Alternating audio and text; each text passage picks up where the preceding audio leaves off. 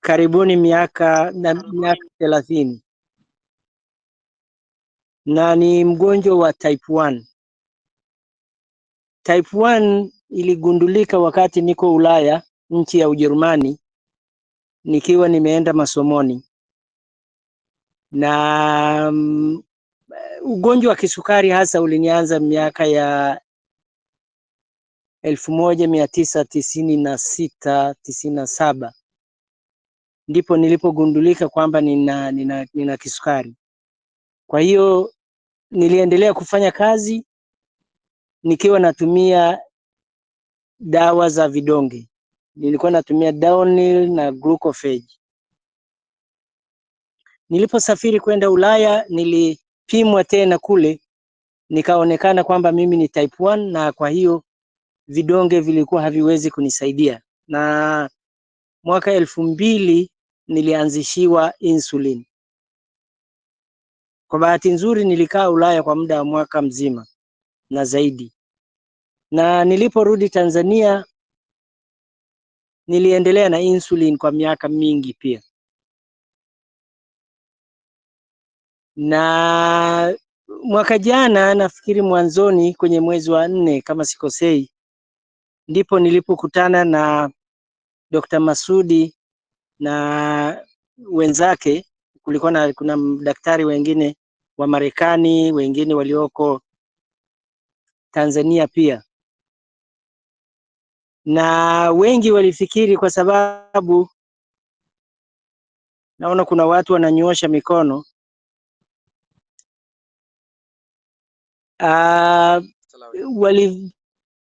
kwa sababu mimi type 1 nilikuwa siwezi kujiunga moja kwa moja na kikundi hiki ili niweze kufuata taratibu za matibabu ambazo mara nyingi mno zinatolewa kwa watu wa type 2. Na mimi nilikuwa insulin dependent toka mwaka 2000 mpaka mwaka jana. Na matatizo ya kisukari nilikuwa napata side effect ambazo ni pamoja na figo kuathirika kwa kiwango fulani, macho, na nilikuwa na pressure pia ilikuwa inapanda kwa kipindi kirefu, na mpaka nikaanzishiwa dawa za pressure. Kwa hiyo nikaendelea na matibabu, lakini nilipojiunga na kikundi hiki nikaanza kufuata masharti sawa sawa na wale ambao ni type 2. Na nilikazana zaidi kufuata masharti kama inavyotakiwa. Sikula tena wanga, chakula chochote chenye wanga sikula.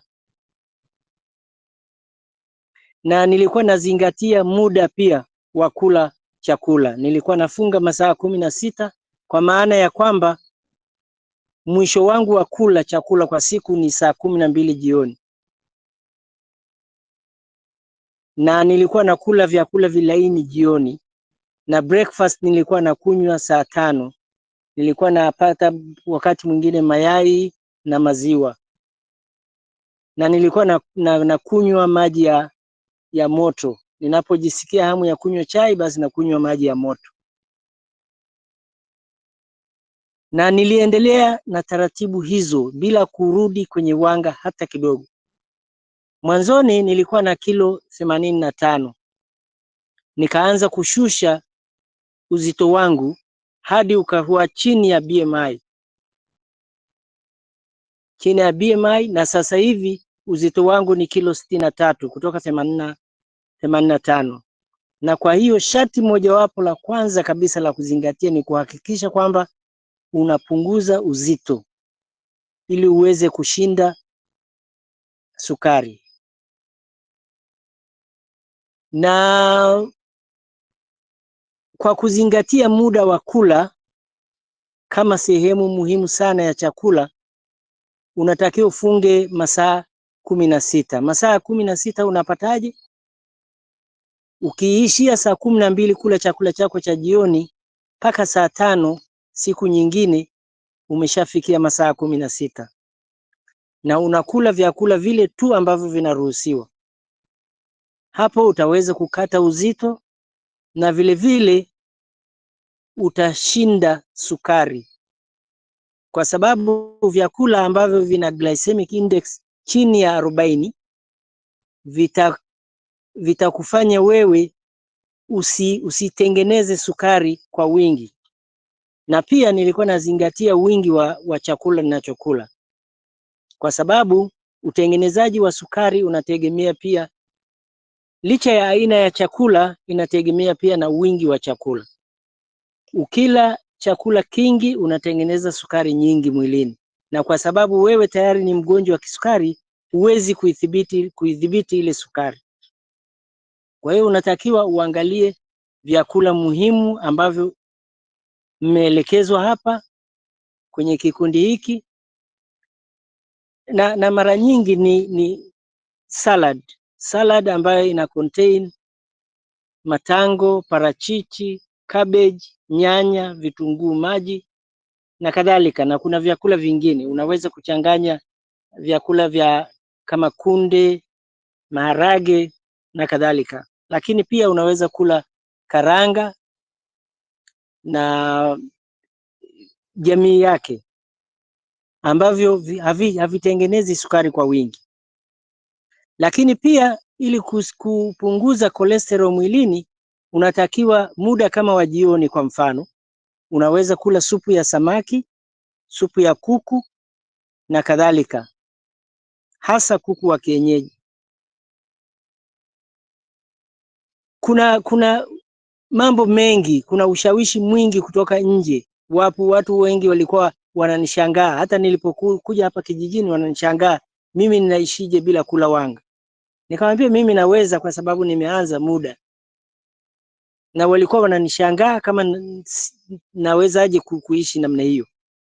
Hata watu wengine siwezi kwenda kula kwa watu, au nikikaribishwa mahali na waambia kabisa mimi siwezi kula chakula hicho, labda mniandalie chakula hiki ambacho kina contain vitu hivi na hivi, na watajie vitu hivyo ambavyo navitaka. Basi wengine wakawa wanajua, na kwa sababu nilikuwa nashiriki kwenye shughuli ya ujenzi wa makanisa, basi walikuwa wananiandalia chakula stahiki kwa muda unaofaa. Kwa hiyo jambo la msingi sana ni kuzingatia masharti ya chakula. Na baadaye sukari ilipokuwa inaendelea kupungua, nikaanza kupunguza insulin. Nilikuwa nadunga insulin mara 2, na baadaye nikaacha kabisa insulin moja ya jioni, nikabaki na moja. Baada ya muda tena ilipofika nafikiri mwezi wa 8 niliacha kabisa insulin, nikawa situmii insulin, na kwa hiyo na icontrol sukari kwa chakula ninachokula. Na kwa kiuhalisia ni kwamba kama ukishaweza kuitawala sukari yako, ama tuseme ukimaliza sukari ambayo imehifadhiwa kwenye ini, basi mwili wako unaanza kutawala sukari yako. Na ukishaanza kuitawala sukari yako mwenyewe, huwezi tena kutumia insulin, kwa sababu utakapotumia insulin unaimaliza sukari kabisa mwilini, na huwezi kuwa na break. Insulin huwa haina break. Haisemi kwamba sasa hivi mwili umekuwa kawaida niache, haiwezekani. Kwa hiyo utaweza kuwa na hali mbaya na sukari itaisha kabisa mwilini na unaweza kufa. Unaweza kuwa unconscious. Sukari ikishuka mpaka 2 huwezi kuistahimili na unakuwa unconscious. Imeshanitokea hiyo hali kabla sijaacha kabisa insulin. Na kwa hiyo suluhisho lake ni kuacha kabisa insulin, na unabaki kula vyakula ambavyo havina au vina glycemic index chini ya 40. Hayo ni maelezo mafupi, na bila shaka kwa wale ambao wamenisikiliza watakuwa wamenielewa. Asante.